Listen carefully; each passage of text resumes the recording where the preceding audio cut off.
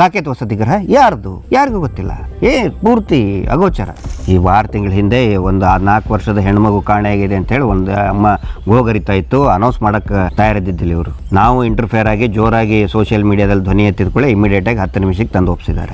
ಈ ಮಿಸ್ಟರ್ ವೀರೇಂದ್ರ ಜೈನ್, ಹರ್ಷೇಂದ್ರ ಜೈನ್ ಈ ಕುಟುಂಬ ಯಾರು, ನೀವು ಅರ್ಶನ ಶಾಸ್ತ್ರ ಮಾಡಬಾರ್ದು ಅಂತ ಹೇಳಿ 30,000 ರೂಪಾಯಿ ತಗೊಂಡಿದ್ದಾರೆ. ಎಸ್ಪೆಷಲಿ ಮಹಿಳೆಯರ ID ಕಾರ್ಡ್ ಅನ್ನ ಇವ್ರು ಹೆಂಗೆ ಬಹಿರಂಗ ಮಾಡಿದ್ರು, ಇವ್ರು ಮೊಬೈಲ್ ನಂಬರ್ ನ ಪಬ್ಲಿಕ್ ಮಾಡಿದ್ದಾರೆ. It is an offence. So ಮೋಟೋ ಮಾಡ್ಬೇಕಿದ್ದಾನೆ. ಇವ್ರು ಹೇಳ್ತಾರೆ ನೀವು ಬಂದ್ ಕಂಪ್ಲೇಂಟ್ ಕೊಟ್ರೆ ನಾವು ಕೇಸ್ ರಿಜಿಸ್ಟರ್ ಮಾಡ್ತೀವಿ ಅಂತ ಹೇಳಿ. ಎಸ್ಕಾರ್ಟ್ ಕೊಡ್ತಾರ, ಅವ್ರ ಮನೆಗೆ ಪ್ರೊಟೆಕ್ಷನ್ ಹಾಕ್ತಾರ, ಹಾಕಂತ ಹೇಳ್ರಿ ಅವ್ರು ಬಂದ್ ಕಂಪ್ಲೇಂಟ್ ಕೊಡ್ತಾರೆ. ಈ ಘಟನೆಗಳು ನವ ವಿವಾಹಿತರ ಮೇಲೆ ಅನೇಕ ನಡೆದಿದೆ. ಸುಳ್ಳು ಹೇಳ್ತಾರೆ ಅಂದ್ರೆ ಈಗ ಲೈವ್ ಇದೆ ಅಲ್ಲ, ಕಣ್ಣಿಗೆ ರಾಚತಾ ಇದೆ. ಚಡ್ಡಿ ಬರ್ಮೋಡ ಹಾಕೊಂಡು ತೋಳ್ಗಳ ತರ ನಿಂತಿದ್ದಾರೆ ಇವರು ಗ್ಯಾಂಗ್ ಅಲ್ಲಿ. ಮಾಂಸಾಹಾರದ ಎಲಬು ಕೂಡ ನೋಡಿದವರು ನಿಂತಿರ್ತಾರೆ, ಕುಡಿತಾ ಕುತ್ಕೊಂಡಿರ್ತಾರೆ ಅಲ್ಲಿ. 112 ಡಿ ನಂಬರ್ ಹಾಕ್ಬೇಕು ಈಗ ಅವರು. ಯಾಕಂತ ಹೇಳಿದ್ರೆ ಆ ಪೂಜ್ಯರು ಈ ದೇಶದ ಸಂವಿಧಾನಕ್ಕಿಂತ ದೊಡ್ಡದವ್ರಲ್ಲ ಅವರು, ನಡೆದಾರು ದೇವರು. ಎಲ್ಲಾ ಕಚೇರಿಗಳು ಎಲ್ಲಿದೆ? ಒಳಗಡೆ ಪೊಲೀಸ್ ಎಲ್ಲಿದೆ? ಹೊರಗಡೆ ಆಚೆಗೆ ಇದೆ. ಬರಬಾರ್ದು, ಯಾಕಂದ್ರೆ ನೋಡಬಾರ್ದಲ್ಲ. ನಾಚಿಕೆ ಆಗ್ಬೇಕ್ರಿ ಪೊಲೀಸರಿಗೆ, ನಾಚಿಕೆ ಆಗಬೇಕು. ಡಿ ನಂಬರ್ ಯಾಕ್ರಿ ಇಡ್ಬೇಕಲ್ಲಿ? ಧರ್ಮಸ್ಥಳ, ಬೆಳತಂಗಡಿ ಪೊಲೀಸರೇ ಇಲ್ಲ, ಇವರೆಲ್ಲರೂ ಸೆಕ್ಯೂರಿಟಿ ಗಾರ್ಡ್ಗಳು, ಸೆಕ್ಯೂರಿಟಿ ಆಫೀಸರ್ಗಳಿವೆ ಇರಲ್ಲ.